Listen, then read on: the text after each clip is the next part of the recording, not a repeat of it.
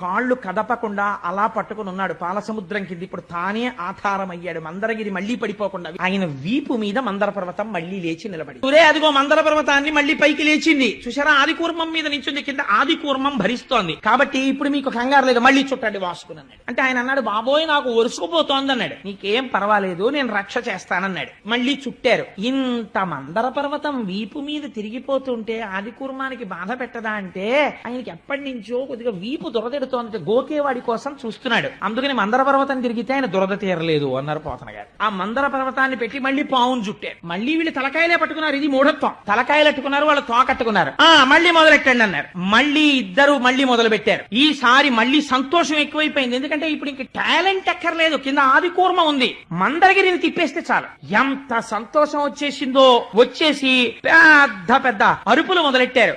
తిప్పండి అంటే భుజాలు తరుచుకుంటున్నారు, పేర్లు చెప్పుకుంటున్నారు, బిరుదులు చెప్పుకుంటున్నారు. ఇటువైపు బలి చక్రవర్తి ఉన్నాడు, ఇటువైపు విరోచనుడు పుట్టబోతున్నాడు, మేము ప్రహ్లాదుడి వంశంలో వాళ్ళం అంటున్నారు. పేర్లు చెప్తున్నారు, పెద్ద చప్పుళ్లు చేస్తున్నారు, అల్లర్లు చేస్తున్నారు, పరిగెడుతున్నారు. ఇటు వాళ్ళు ఇటు పరిగెడుతున్నారు, అటు వాళ్ళు అటు పరిగెడుతున్నారు. భూమి అదిరిపోతోంది. సిద్ధులు, చారణులు, యక్షులు, గంధర్వులు, కిన్నెరులు, కింపురుషులు, దేవతలు ఆకాశంలో నిలబడిపోయారు. ఏమాశ్చర్యం, వాసుకుని తాడుగా పట్టుకుని శ్రీమన్నారాయణుడు కూడా చిలుకుతున్నాడు అని ఆకాశం అంతా నిలబడి చూస్తున్నారు. ఏమిటని ఈ చప్పుడు ఎంత దూరం వచ్చిందో తెలుసా అండి? ఈ మందర పర్వతం తిరుగుతుంటే ఎక్కడో సత్యలోకంలో భావసమాధిలో ఉన్నాడు చతుర్ముఖ బ్రహ్మగారు. ఈ చప్పుడు ఆయన చెవుల్లో పడి ఆయన బహిర్ముఖుడయ్యాడు. కమండలం పట్టుకుని సత్యలోకంలోంచి బయటికి వచ్చాడు. ఏమిట్రా ఈ అల్లరి, ఏమిటి చప్పుడు అన్నాడు. స్వామి ఆశ్చర్యం, పాలసముద్రం చిలుకుతున్నారు చూడండి, నారాయణుడు కూడా ఉన్నారన్నారు. ఆయన కూడా పైనుంచి కిందకి చూస్తున్నారు. ఈ తిప్పడంలో ఆయన చెప్పేశాడు, హాలాహలం ముందు పుట్టుకొచ్చింది, అమృతం రాలేదు. అది ఒక్కసారి పాలసముద్రం మించి పైకి లేచి ప్రళయకాలంలో పుట్టే అగ్నిహోత్రం ఎలా ఉందో అలా ఉంది, వెంట తరుగుతోంది.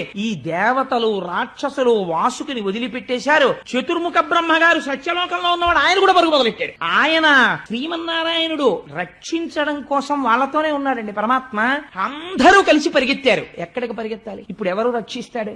పర్వతాలు కాలిపోతున్నాయి, గుహలు కాలిపోతున్నాయి, మనుషులు కాలిపోతున్నారు, సిద్ధుల విమానాలు కింద పడిపోతున్నాయి, లోకాలన్నీ అగ్నిహోత్రం ప్రబలిపోతోంది, అరణ్యములు దహించుకుపోతున్నాయి, ప్రాణులు మాడిపోతున్నారు. పరిగెత్తి పరిగెత్తి కైలాస పర్వతం మీద ఉన్నటువంటి పరమశివుని యొక్క అంతఃపురం దగ్గరికి వెళ్లి దవ్వారికు లడ్డుపడ్డా, ఏమిటి ఇంతమంది పరిగెత్తుకొచ్చి లోపలికి వెళ్ళిపోతున్నారు, వెళ్ళకూడదని శూలాలు అడ్డెట్టారు. ఉండవయ్యా బాబు, వెనకాల హాలాహలం తరుగుకొచ్చేస్తోందని శూలాలు తోసేసి లోపలికి వెళ్లి ఇంకా లోపల గదిలోకి వెళ్ళకూడదని అక్కడే నిలబడి, అలాంటప్పుడు అయ్యా మహానుభావ, సాంబ సదాశివ, శంభో మహాదేవ ఇలాంటి స్తోత్రాలు చేయరు. ఓయమ్మో వచ్చేస్తోంది అగ్నిహోత్రం, బాబోయ్ స్వామి రండే రండే అంటారు. అందుని కుయ్యో ముర్రో తెలుగు మాటలు యథాతథంగా వేశారు పోతన గారు. బ్రహ్మాది దేవతలు అరుస్తున్నారు బయట. నిలబడుతుంటే పార్వతీ సహితుడై లోపలున్నాడు స్వామి. కాళ్ళు కదపకుండా